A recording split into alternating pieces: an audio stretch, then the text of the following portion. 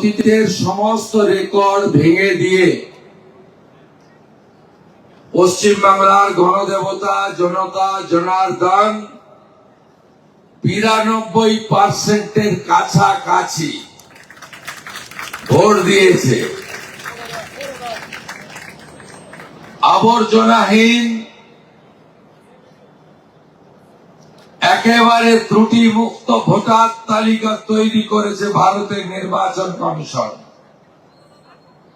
এই তালিকায় মৃতদের নাম নেই, ভুয়া ভোটার নেই, একজন ব্যক্তির নাম একাধিক জায়গায় নেই, বাংলাদেশি মুসলমান রোহিঙ্গার নাম নেই।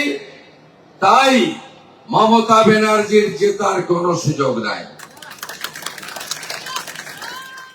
আপনারা জানেন যে দ্বিতীয় দফায় 142টি কেন্দ্রে নির্বাচন আগামী 29 তারিখ হবে।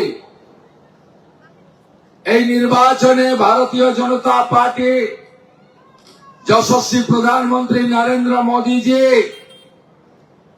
বিজেপির রাষ্ট্রীয় অধ্যক্ষ নীতিন নবীনজি, আমাদের ভারতবর্ষের স্বরাষ্ট্রমন্ত্রী অমিত শাহজি তথা কেন্দ্রীয় নির্বাচক মন্ডলী আমাকে নন্দীগ্রামের সাথে সাথে এই কেন্দ্রেও লড়াই করার দায়িত্ব দিয়েছেন।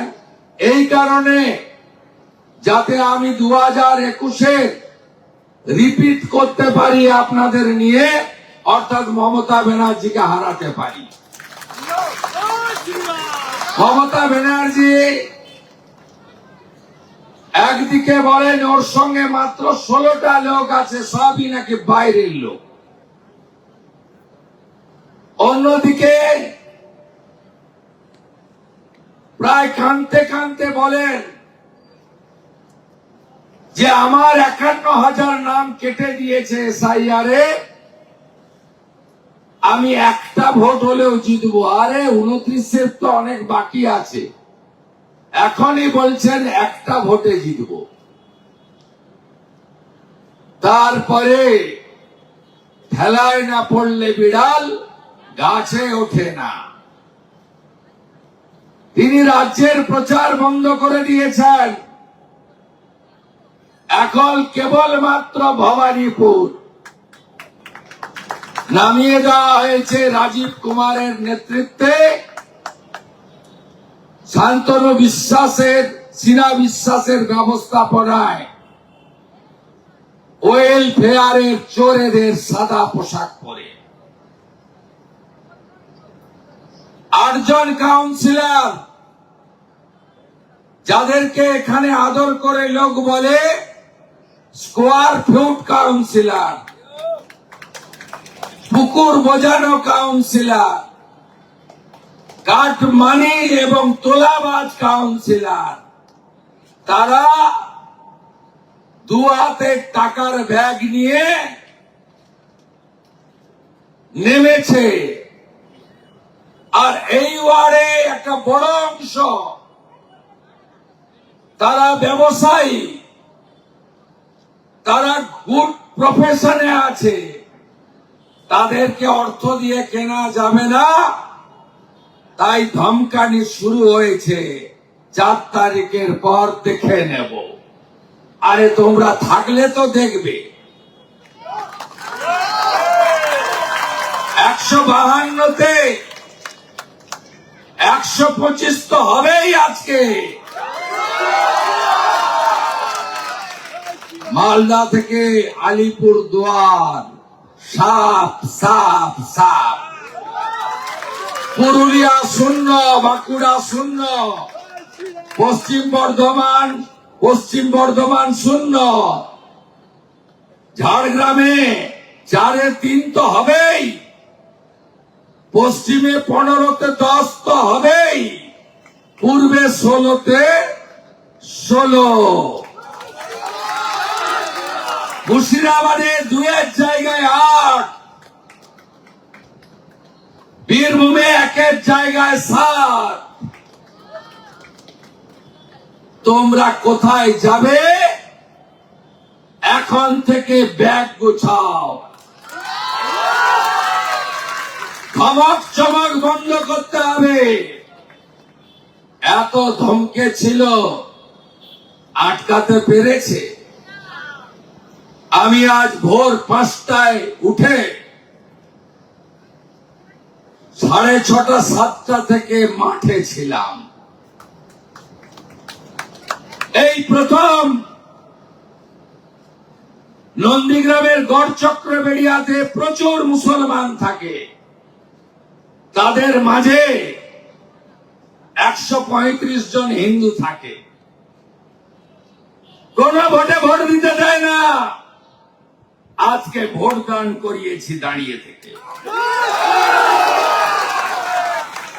নাকচিরাচর বলে একটি গ্রাম আছে,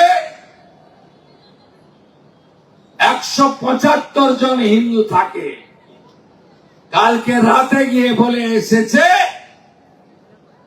ভোট দিতে যাবি না।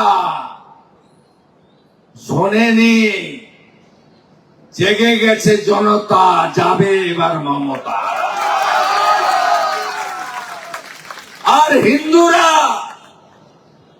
যে কনসলিডেশন হয়েছে আজকের ভোটে, সবাই বলছে এ লড়াই বাঁচার লড়াই। কে প্রার্থী জানি না, কে মন্ত্রী মুখ্যমন্ত্রী জানি না, এটা হিন্দুদের অস্তিত্ব রক্ষার শেষ নির্বাচন। আজকে তাই ঢেলে ভোট। আমার কথা রেকর্ড করে রাখুন,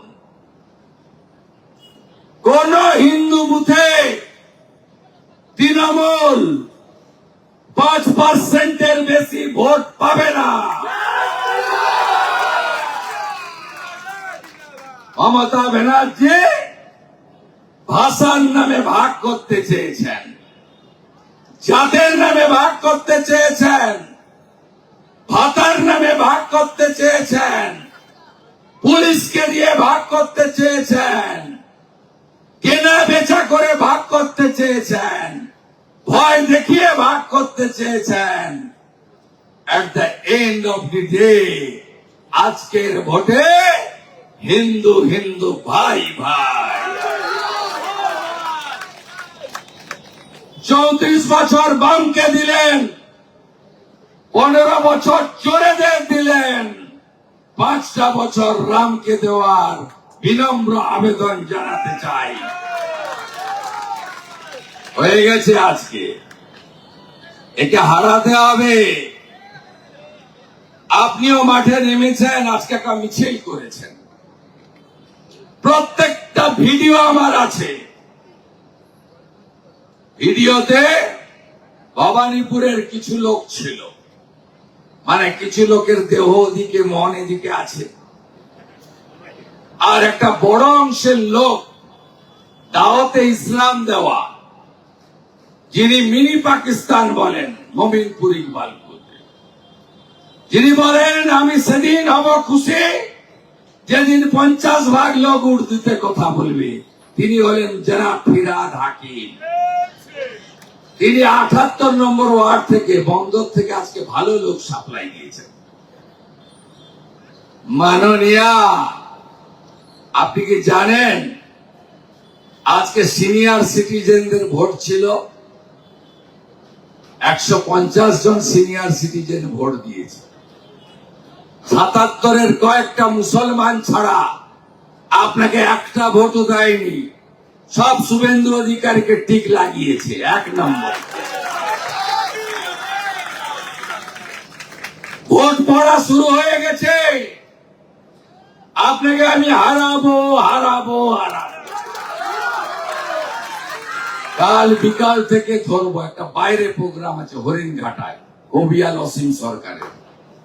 ওটা করে আমি একদম এখানে ঢুকবো। 29 তারিখ ইভিএম সিল করে বেরোবো, মানে কলকাতায় থাকবো। আর 4 তারিখে নিজে গণনার টেবিলে বসবো। সার্টিফিকেটটা নিয়ে প্রথম কালীঘাটে গিয়ে মা কালীর সঙ্গে দর্শন করব। আমাদের ভিডিও ভালো লাগলে লাইক এবং শেয়ার করুন। কমেন্ট সেকশনে গিয়ে জানান আপনাদের মতামত। আরও ভিডিও পেতে আমাদের চ্যানেল সাবস্ক্রাইব করুন এবং প্রতি মুহূর্তে খবরের আপডেট পেতে প্রেস করুন বেল আইকন।